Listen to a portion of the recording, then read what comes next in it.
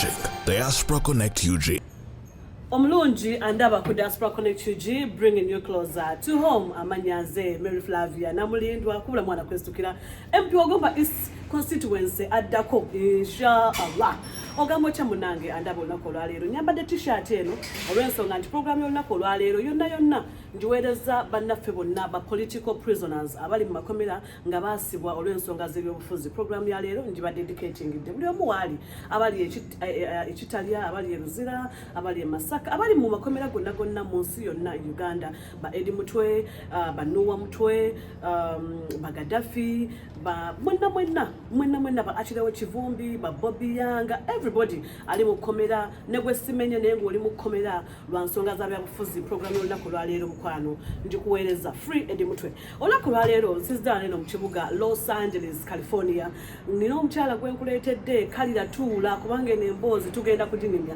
Muganda wange waliwo omu eyakola aka nkaite kachi labako bulabi naye togula ka audio aka video yes naye ono gwe nkuleetedde gwe eyeetenda okumanya social media ali ku TikTok ate mwaba TikTok muli baana bajja ono omukyala gwe nkuleetedde veteran wa social media wa social media mawuloza nti oba n'entalo ku social media mwina butalo you don't even know what it means having a social media lutalo. Ono gwe nkuleetedde azisomba azirwana kansaletugamba but anyway that was just a joke. Nenkuleetedde omukyala Huddy Ssengo agenda kutubuulira agenda tugenda kunyumyamu naye biki byakola biki byatuuseeko okusomozebwa kwayiseemu here and there n'ebyala bingi kali yatuula ate munange emboozi egwe amakerenda akugiramu nti nze Mary Flavia namulindwa akula mwana kwestukira omwana enzaalwa ey'Egomba bannagomba mwena mbatumiddeko n'okusingira ddala bannange abagomba East constituency mbaagala nnyo kankomewo. You're watching Diaspora Connect UG. Kugambye nti nkwetedde omukyala Huddy Ssengo nze manyi muyita Huddy Halliwell abasinga obungi amanyi kakati gwamuyita otya atulaba leero ye mukyala gwe nkuleetedde tunyumyemu twogere ofunemu ekyokuyiga kimu oba bibiri ali mu ntalo za social media. Nsaba owuliriza emboozi y'omukyala ono because I believe bingi bye yaziyigamu bingi ebyamutuusibwako okusomozebwa kwe yayitamu gwe yakatandika social media ono gwe nkuleetedde mama nsanze okulaba banazirwanako nange okusanga Flavia. Assalamu alaikum warahmatullahi wabarakatuh. Ogamba otya? Sirina bigambo ogamba ki sweet? Gwe Huddy Ssengo Huddy Halliwell. Huddy Ssengo Halliwell. Halliwell mbitegeeza ki? I used to enjoy gundi bagiyita charmed. Eliawo Seri, it is very old, yalingamu powers and all that. Nga bagiyita charmed kati mwalimu ba Halliwell sisters. Even my elder kids are all called Halliwell. Yone ku passport zawe byebiriko. Really? Ugamba ki? Sina bigambo. So kubambulize kutuli ku Diaspora Connect UG. Banange abantu ba Diaspora Connect UG mugamba ki amanya n'eddoboozi Huddy Ssengo Halliwell naye kati right now abantu abasinga abamanyi mumanyi nga Zara Tours and Travel. Oh, badde nkaleseeyo Zara Tours and Travel. Abanange abantandikire wa Huddy. Tutandikire ku beginning oba tutandikire ku end right now? Tutandikire ku Zara. Okay. Watandikire ku beginning. Tutandikire ku Zara. How do you manage pressure ya tours and travel? Just know it's not easy. But nina ekintu nze kye neeteerawo. Nze client ogenda okujja mu office yange. Nze nina amateeka era bampita wa lugezigezi, bampita wa kajanja, seeguya and all that. But na setting a president eyo lwa nsonga Uganda bali very hard to deal with, especially abali desperate to travel. So nzojja nina contract. Contract yange is very open, like it states ekisooka bw'oba oli ku bwangu gezaako ba agent abalala nze tebampa kukirako. You have to be patient because traveling needs patience. Oli ajja leero lwasasudde ayagala next week abenga atambula ate balinamu ne kino yalowooza nti bwakuwa ssente olwo visa amaze ogifuna. They don't know, we as agents, tubayambako buyambi in the process, but we have no say in the decision that is going to be made by the embassy. Tetulinayo bantu, tetulinayo connection yonna. So with me, I try to be as straightforward as possible, so that omuntu ogenda okusasula ssente zo ng'omanyi who you're dealing with and what you're dealing with. Era nze clients bange abasinga bo basobola okwogera nze tebancamukirako era the minute you sign the contract, that is when I can accept your money nga omaze okutegeera amateeka agafuga my company, and that is how I've managed to control the pressure. Otherwise bino ebintu osobola okufuniramu heart attack ninga sente mweziri zo sente mweziri for as long as omuntu osobodde omufunira kyayagala, because with me the deposit for all countries is 3 million. Now, for all countries? Yeah, for all countries. Even Dubai? No, I don't do Middle East. Why? Nah. Why don't you do it? I don't do Middle East for so many reasons. Ekisooka, Middle East is unpredictable. Ekyokubiri, Middle East abantu bonna abagendayo baba bagenda mu bya kuchapa. So abo abaana baagala omuntu ng'agenda bafunira omulimu. I don't do that. So anything to do with Middle East saagala giwulira yadde gyesembereza. So I only do the... Or because kasente katodo? Not really, but nze siri mu labor migration. Because kiba kitegeeza nti nina okuregistering a company yange in that angle. Atenze genda registering, it's just tours and travel. Kuyambako, I can organize group tours oba n'okuyambako abantu mu visa processing, but I can't kufunira abantu mirimu. Oh, so for you okola bukozi oyamba mtu kufuna visa emutwala mu Nsenyo gyayagala. And you know how these countries work. Abantu badde Kampala ne balimba abantu munze nja kufunira omulimu mu America nga gundi ekulinze naye nga wali olabyeyo omuntu nga avudde Uganda mbu afunye employment visa ya America nga omulimu gumulinze. Yeah, yes. Nga va kuba n'abagundi babayita bani bana abasienu.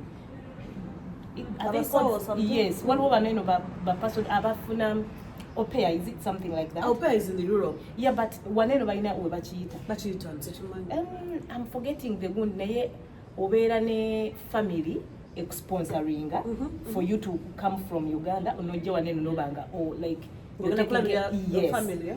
That one is very rare naye nga weekiri. Do you do that too? No. Okay. I don't do anything to do with jobs because to be a US or kati let's say zinesi zonna not only US omala kufuna visa n'otuuka muno ndyoka oyiyembera bw'otandika. So you help them do that? No, I help them get the visa. I help them get the visas. Okay, I get you. So for those abagala traveling, mwagala groups, families, mumwe because I said people at least bena bekonti wajiba funira and they're genuine and they're really happy. Yeah. Thank you for the job well done. Because alhamdulillah. Basho kubuza pressure. Nakola ko Mustema International. Oh shoot. Nanti mwe mwali mu pressure mbirwa nsonga mwali mu bya Middle East. One of the reasons why Nagano Yokola Middle East. Oh my God. Era station manager Muganda kubuza ko kwagala nyo. I think by the time wona abira video either jakuba show you ngojimaze obanga tonna jimala, but either way by the way need to go and support her. Are you going to attend? Yeah. And I have to be there too. Oh really? Oh yes. Tugende station tujja. I have to be there. I have to. Oyo yali mukama wange. Station manager. She was my no chimanyi station. Nze I think those are very very close. Ne video kakasoka ne kanze nze yakakola. Ka video. Sisobera ntindifuno. Walimo. Nze yakediting nze yakafilimi. Hado ine myaka emeka. I'm making 40 this year. Hade. Yeah baby. I was going to talk about what ngambye lwaki nkaya. Nge simanyi kati kola mande mutanyo. Abanda boli mkati. I don't know. Bakoze tozola ko kigambo. Kasoka kuza kumchala session manager by the way. Nkubuzaako okuchimbideko she was my boss ku Stema International abananga pressure nyingi refund ezifuuka refunds but mukama bwali omulungi. I know but inshallah Mungu amubeereddewo and I wish you all the best mu show yo gyotegese egenda okubeera ku Serena Hotel mu June. Inshallah nange nja kuba part of that show. Eno show bonna gyabange eyiseewo either way nkwagala nnyo. Bwena bwegenda maaso today on social media about Station neewunyensi sagala bigenda that's not for me. Especially kati fe abamanyi Station from then owulira ennaku ku mutima n'ogamba lwaki abantu abasinga obutamanya abantu ebasinga okuba ne opinions about them. And today kavumeko hadi social media ya leero bw'otabeera mugumu mugezi eyesonyiwa ebintu olaba sonyifulo eri wekanga odrawulize ng'ogezi wansi kota. And social media egenda kutta abantu naye nga bafa depression without even knowing it. Ku nsonga emwenye hadi social media wagigenda koddi ene Facebook. I joined social media. I joined Facebook in 2009. By then nali mu Apples. Okay. Naye nga teri nnyo ng'abantu tebagiriiko so nga ogendayo after a month ng'oluusi tugenda na mu internet cafes okuzigira because by then nga n'amasimu agagayina gundi gaali nga matono. But okubeera nti no social media efuukira ddala active in Uganda, I think it was 2012, 2013. Kakati, I think it was a favor pioneer ba entalo za social media. I remember the first time when nali mu entalo za social media, zatandika n'omwami bamuyita Peng Peng. Twalina groups Peng Peng nga muntu wa Gagamel nga nze nkulira team Chameleon and then we had aba Bobby Wine Firebase. Now Firebase atenze nali nyina nyaka kwate ku baana ba Firebase kati twatuuka there was a post by then yali yeita Peng Peng the real urban hustler. There was a post je yagiranga agezaako putting down I think Daniela. So nenkola comment, a very innocent one. Nengamba nti naye gwe kuba mwaka faananyi. Peng Peng by the way was my friend on Facebook eranga like we interact. He made a post nenkola comment nengamba naye ekyo tewandi kikoze. Gwe kuba mwaka faananyi senga abadde mama Raymond. The Raymond is his son. Obanga ebyo babyogedde ku Zuena. Kati abantu a lot of people ne balayikinga ki mundi comment yange. By then omwana Penge Penge yali simwangu. Yavumanzi. Nakuwa ne receipt. Yanvuba wallahi nampera ko receipt. Yankala kata na deletinga kundi yange nakuba mwawozi posti. Kakati by then nga group says abayimbi zali very strong. They stand for each other. Abana bagagamero nga tebatandika. Abana bampemula. Abana banvuma ne batandika okunoonyereza like stories about me bichi byenjize ebituufu n'ebitali ne bankunkumula bweti kati I remember wallahi namala kondowooza ennaku bbiri nga seebaka because of social media and by then nali ndi very weak nga simayina bintu byakugira nensooka neekaza nensulanga nkaba I was dating Daddy Maki by then. Kati bambi he tried so much like to nedda tobitwala gundi biki nensirika bwenti nenga neerindako nze bano gwe bamanyira nze sirina mumwa awe twatandikira netwe wakati abaana ba team Chameleon bonna ne badda ku side yake abaana ba Firebase bonna ne badda ku side yake kati netwegatta team Chameleon ne Firebase nga it's now team Chameleon Firebase against Gagamel. Awulutalo olutuufu olwa social media we lwatandikira. That is when Ashback Katone we are rising ira abantu batandika okumanya Ashback. That is when Respasta ne we are rising ira. Charlie very bloody.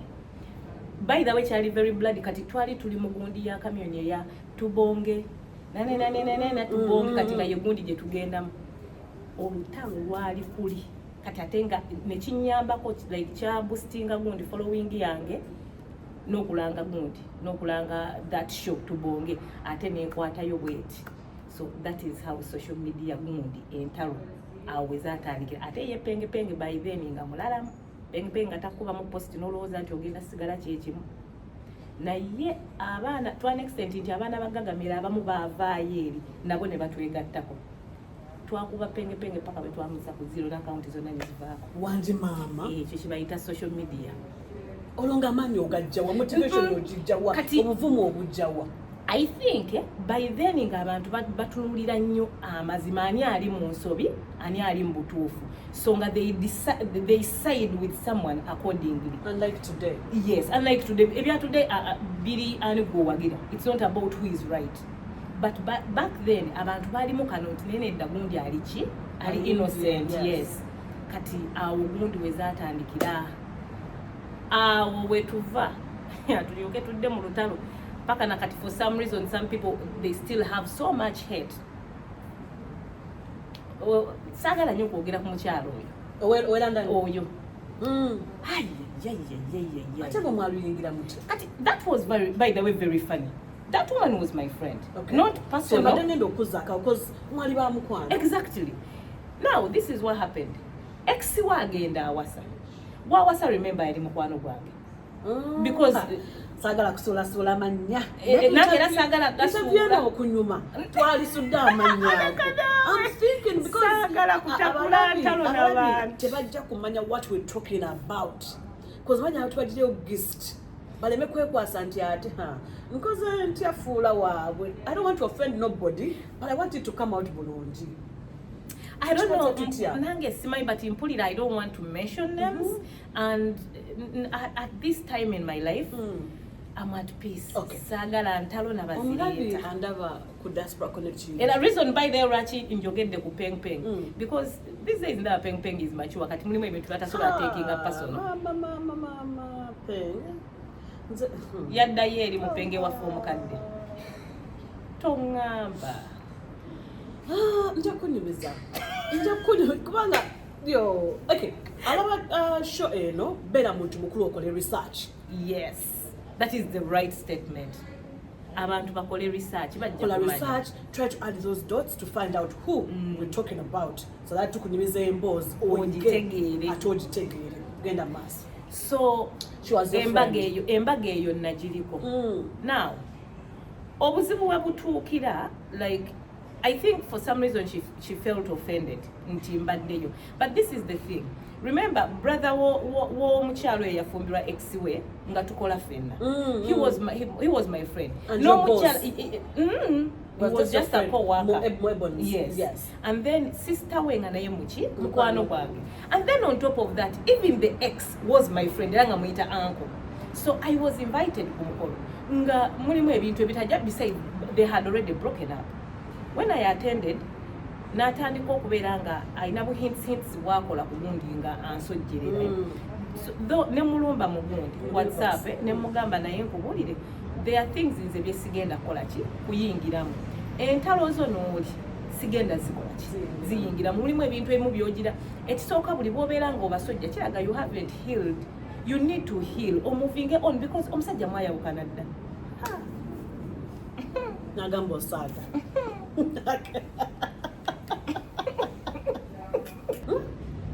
Yantandika mpola natandika okunkuba mu bupost. By the way, by then omuntu eyali omunene nnyo yali Kakensa ne Jackson Richie nachawa Jackson ate yakola yali mukwano gwa mama wange. Jackson yali exactly Jackson banange yali Jackson wangonjera neze nange Jackson ate nga wali mukwano gwa mama wange nepulira ennaku nengamba mama nenkaba olunga sibimanyi nakubimanya. But I realized something about social media. I think nakati it's still the same muzimu gwe tulina. There is a way social media makes people become inhuman. Like nga they don't have feelings for other people, like tebali empathetic at all. Nga byayagala byakuwa as long as ye bimuyisaawo. Ate kati eyennaku zino mbi nnyo erimu okusasulwa. Eyaluli yaffe nga ya just likes and comments. Yes. The more following, the more wound you get endorsements and all that. Kakati kankubuuze omukyalo wakusojja owe London. How do you get personal? Because it came it became very blood and personal. Yes. Kati twatuukanga tulina teams bbiri. Bwe yatandika okunsojjasojja byasooka ne bibeerawo. Kati jjukira already nali nnyingidde mu gundi y'entalo. Wali eringa. Ng'already nina nange backup yange. Kati Respast I remember yatandika post. Yamuweereza inbox nga amugamba oba like tadda ku side yange and all that. N'amugamba ani gw'obuulira ebyo okukola. Gwonsasulira data gwonjira kikundi n'amuba mu post. Kati that is when we started. Akuba nkuba kati nga tuli bbiri tiimu Huddy ne tiimu eri. Banda ezo entalo zaali zigenda kuvaako omulambo gwe wali. Ezo entalo zaali mbi. Nze ndaba kati abaana bajja naga nga muli ngamba iphone you knew. Ezo entalo zaali mbi. But there is one thing that woman said about me. Nafukamira wansi nga amaziga gampitamu nenfukamira ku musaala. Nengamba kino akingambye ya Allah omanya sala gyosaba mu maziga mukwana esala ebambi nagamba ya Allah njagala omukazi oyo afiiringeko ku pain gyenfiiringa in any way naye nga gimumaking agifiiringeko ng'eri ku mwana we. What did she say?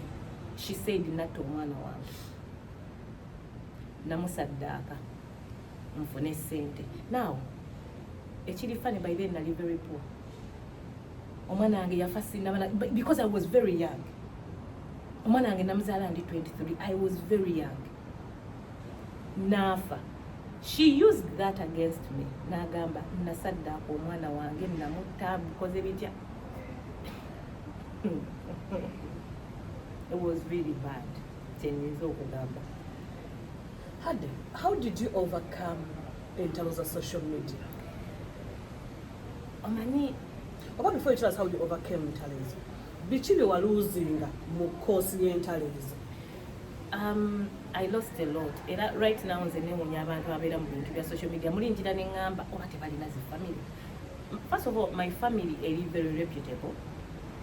Bantu balina kale level gye bakola ki balina level gye balimu nti when Nigeria they started dragging my family into the fights.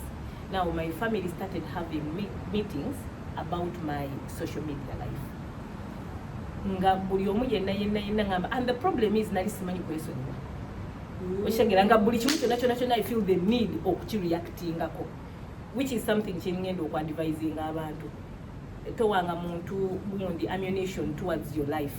Oli bwayogera muleka ayogere kireke kigende ne bwe kiba kikuluma kitya, let it go, kijja kumala kijire. You don't need to respond to everything, and that is the mistake I made. I responded to each and everything nga buli kibajja I feel the need to respond. Kati nga omanyi ng'okufuelinga omuliro with petrol, kati kye nalinga nkolanga ate oli neete yeesonyiwa. Kati we just went 2020, 2014, 2015, 2016. Nga it's too much. It's too much. Ngato feeling ako family yonti banange family yange ndi feeling ako nemekudda mu kino. And that is the thing. Natukanga like I feel bad because of my family. Nenga ate mpulira nekiri nakyo mpulira saagala kindeke. Ngamuli ngamba sisemba nakyo. What is kwenya bya ntalo zibeda ndi mujeko.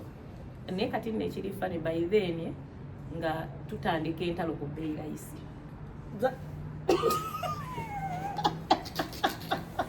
Lindako ekitegeeza mu ntalo ze mwakolanga bali babasasula. Not necessarily, but mulimu egundi nga oli olutala abatajja sobola lulwana nga ate gwoboli nga ate gwolusobola anti fe nga batuyita bannantalo nga lutalo kiruwa leka kono. No, byayita. I mean, we're talking about the past. Mulimu ezimu nga zirimu people. No, nga mulimu abantu abanene botagala ku drug. Oba ebunde ebimugo tukwata ko botisobola okubleedinga. Actually no, I don't think right now. I think everything is healed. Man, but it's been 10 years. 10 years? Nze nkyalina byempalana naawe. Nenze nebaza mukama. Okimanyi nti simanyi kuwalana? Si kuwalana passe, but let me tell somebody, I mean something. Olaba oyo government yakogera ko twatto mwana. I know how it feels, honey. I've been down that road. I lost my firstborn, you know that? I know. So you remember all that? Yes, I do. So whatever you're talking about, I know. Naye omanyi ekitwinga okuluma, something like that coming from a woman. Yes. Ngate yali azadde. Yes. Newebuuza omutwe gukola omutima gwo gwemubye nnyo nti you don't have empathy for anybody. Only God knows. Nekanswe kubuuza hadi lwaki buli entalo ezaabe nga Facebook ebiseera for some reason wazibangamu. But that is the funny thing. Simanyi oba I was prone to ntalo because ezimu nezisaabeerangamu wallahi nga they drag me there. Ekiri funny nze sijja kulimba sina lutalo lwe natandika. Naye for some reason ng'entalo zitandika nezimala nezinyingizaamu ate nga bwenkugaye nga seesonyiwa. Wonnyingirizaamu wenkuweera kati olutalo olubadde oluli kwoli nga lufuuka lwange. Nina bwe nalabanga bwe mwalinanga entalo some years back nga today you're friends. How did you work upon that? It's very funny. I think you're talking about Tyra. Tyra was actually mu bantu bengamba nti no naina best friend. Tyra was my best friend.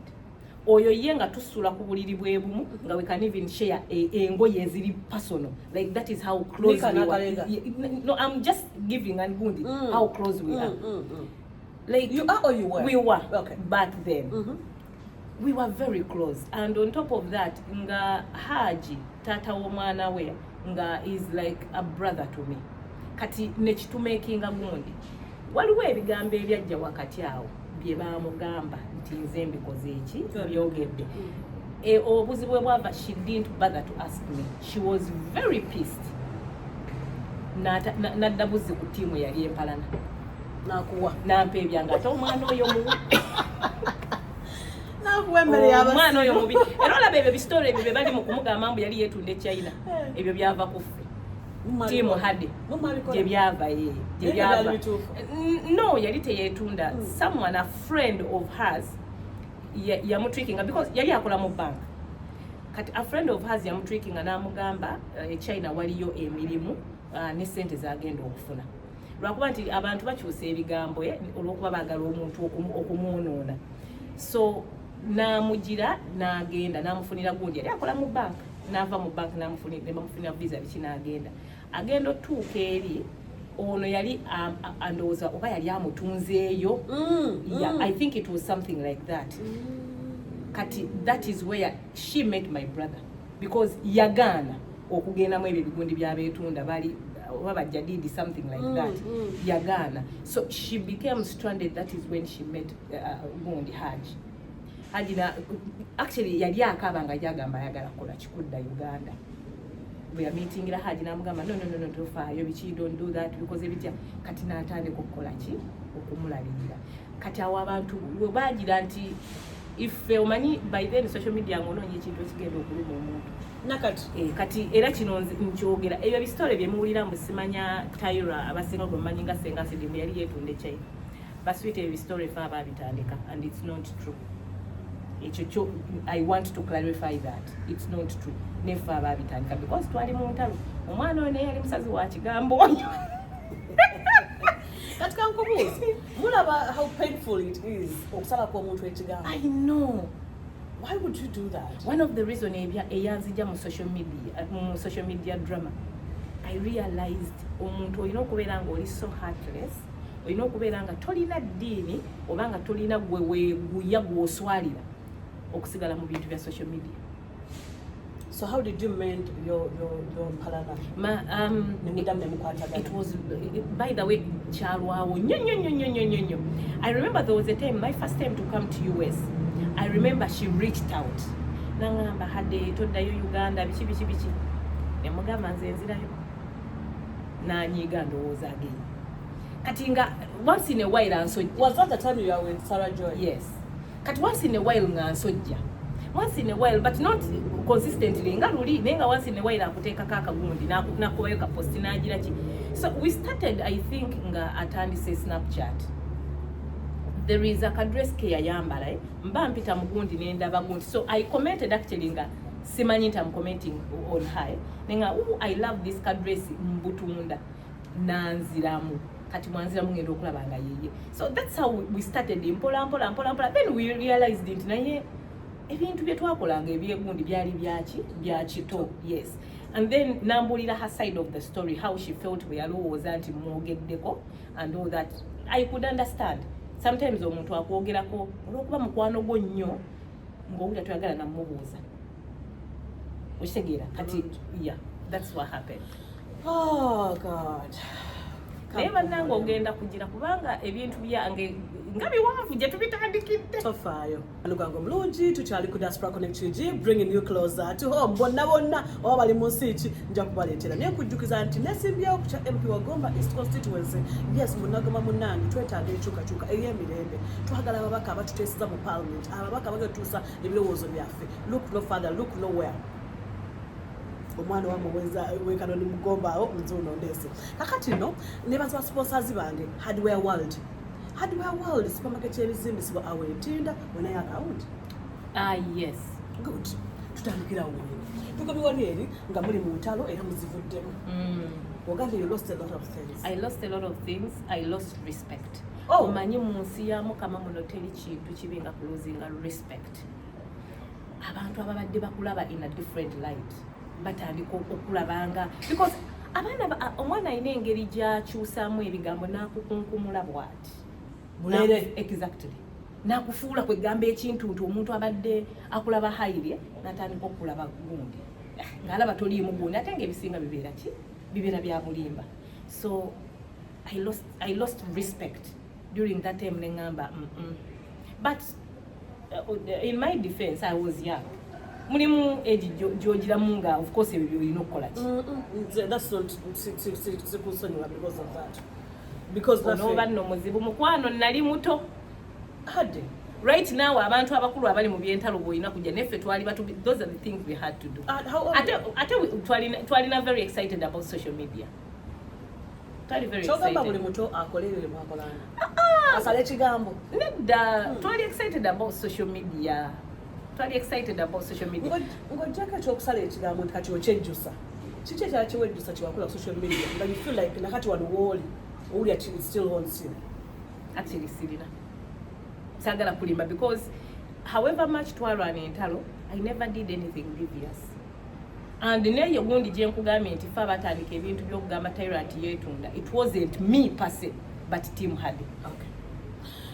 Huddy Ssengo ebyentalo za social media nsaba owe atulaba ebirowoozo bibiri oba omuwabule mu bintu bibiri tudde ate ku ebons. Ekintu kyenyinza okugamba abatulaba abali eyo omuntu yenna bwakutandikangako okusalako ebigambo bwatandikanga okwogerako bwatandikanga okukuliyetingako ki story manya ye alina kyabaza. So bw'oba mugezi sirika omwesonyiwe you don't lose anything because at the end of the day abakumanyi bo bamanyi amazima. Kitegeeza abatagamanyi tebakumanya they don't matter. So why are you trying so much to prove a point? Olaba ekintu Rema Namakula kyakola. Rema ne bw'oli mwogerako ekigambo tali kuddamu kintu yadde neki yakola bukozi actions bwoga nti beekyawaye ne bbaawe enkeera ogenda okulaba ng'olaba bifaananyi nga bali ki. Exactly. So in social media, when it comes to social media life, weesonyiwa abantu, you don't lose anything oli ne bwakwogerako ki because buli bw'oddamu oba omuwadde naye gundi okukola ki okwongera okwasama naye ate bw'osirika ate agenda kutandikirawo okwongerako okuzaako ekirala. You don't lose anything. Ekirala kyenyinza okugamba toyingiranga lutalo nga tolufunamu ssente.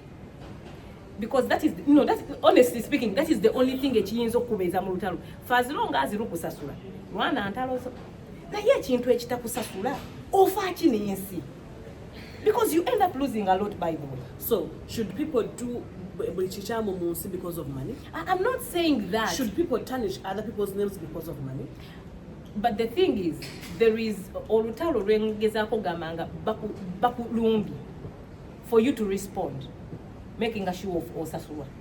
Ate bana abalumba bannaabwe abo bo Mukama Katonda yekayeka tomumanyi tomulabangako temulyangako. You've never even met in person, not even kumulengerako somewhere, but you talk as if you know them. Nkugambye nga alina so much information about you nawe gy'otemanyiko nogamba osasulwa ofuniramuwa. I don't know about those but the one thing kyenyinza obagamba karma is real. Ekyo kyomba buulira mazima. A lot of people abali mu ntalo during our time tebajja bagamba naye they've lost a lot. A lot. Kankubuulire essaala y'omuntu temala gagenda bweti ate social media inaku bajja baloga bakuulira baana mmwe muli too personal osanga omuntu ng'ayagala kufiira ku munne nogamba bannange bw'oliko yakukola ki muwaine namba z'abazadde b'abannammwe. That is what I'm saying. Even go to people's families just to show them ti mbaddeko ewammwe. I mean we need social media to be regulated in Uganda. By the way, let me tell you something. Olaba ekyatuuka ku Jjajja Ichuli. It should teach people a lesson for some reason they never learn. Njagala mujjukire ekyavaako Jjajja Ichuli okumukuba amasasi. Mbalayirira mugenda kufa babaziike. Ki ekyavaako? Anedde ekyo tukigenda. Abantu bakimanyi. Mujjukire video gye yakola before his death. You're watching Diaspora Connect UG. The views expressed on this program or commentary are solely of the individuals providing them and do not represent or reflect the official policy or position of this YouTube channel or its management. You've been watching Diaspora Connect UG, bringing you closer to home.